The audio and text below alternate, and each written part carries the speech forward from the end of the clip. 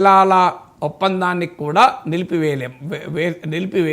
నిలిపివేసాం. దానిలో మార్పు లేదంటున్నాం.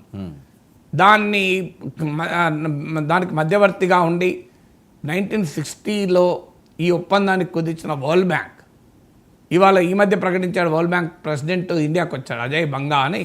ఆయన ఇండియన్ ఆరిజిన్, ఉత్తరప్రదేశ్లో పర్సనల్ ప్రోగ్రాంకి వచ్చాడు.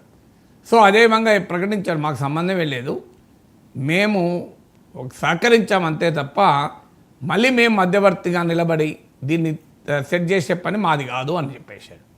సో అందువల్ల భారత ప్రభుత్వము ఇంత ఖచ్చితంగా మేము పాకిస్తాన్తో చర్చలే ప్రసక్తి లేదు, పాకిస్తాన్ తీవ్రవాదాన్ని అంతం చేసేదాకా అని భారత ప్రభుత్వం అంటోంది.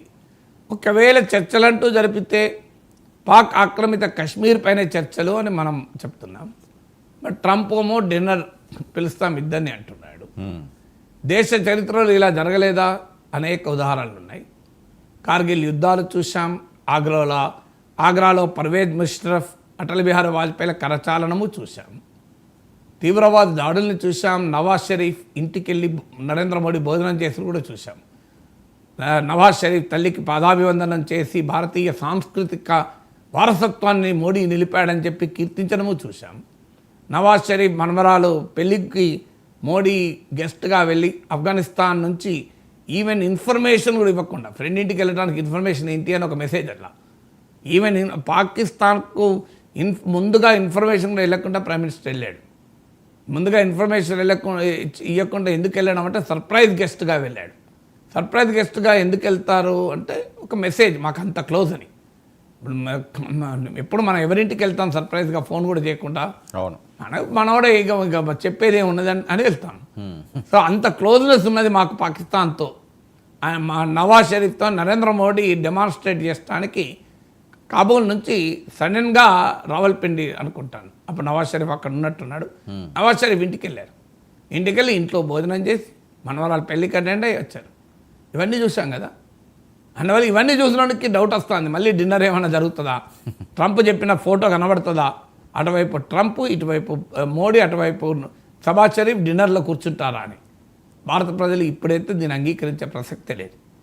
ఎందుకంటే ఇంత దాడి జరిగాక పాకిస్తాన్ ఇంత దుర్మార్గంగా వ్యవహరిస్తున్న తర్వాత ఇంకా డిన్నర్ ఏంటి అమ్మ? ట్రంప్ ఎందుకు అంటున్నాడు? గత చరిత్ర చూస్తే ఇలాంటి చాలాసార్లు మనం చూసాం. షిమ్లా ఒప్పందాలు చూసాం, కార్గిల్ యుద్ధాలు చూసాం. సో ఇవన్నీ చూసిన తర్వాత ఏముంది, ఇది ప్రజలు పాపం బార్డర్ మీద చచ్చిపోతుంటారు, సైనికులు చచ్చిపోతుంటారు, మళ్ళీ నాయకులు కలుస్తుంటారు, కొట్టుకుంటారు అనేటువంటి ఒక ఆవేదన భారతీయుల్లో కలుగుతుంది. అందువల్ల government India should respond. Trump ఈ డిన్నర్ సంగతి ఏంటి అని. సార్ మరొక అంశం, ఇక యుద్ధం ఆగింది, రాజకీయాలు మొదలైనయా?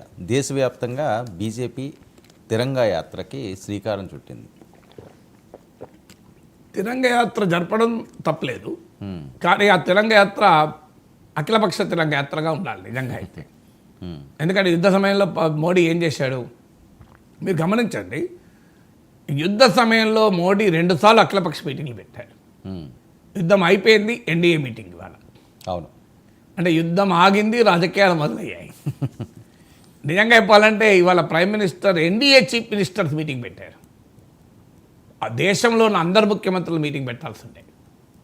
ఎందుకంటే యుద్ధం అయ్యేంత దాకా దేశంలో ఉన్న అన్ని రాజకీయ పార్టీలు శషబిష లేకుండా రాజకీయాలకు అతీతంగా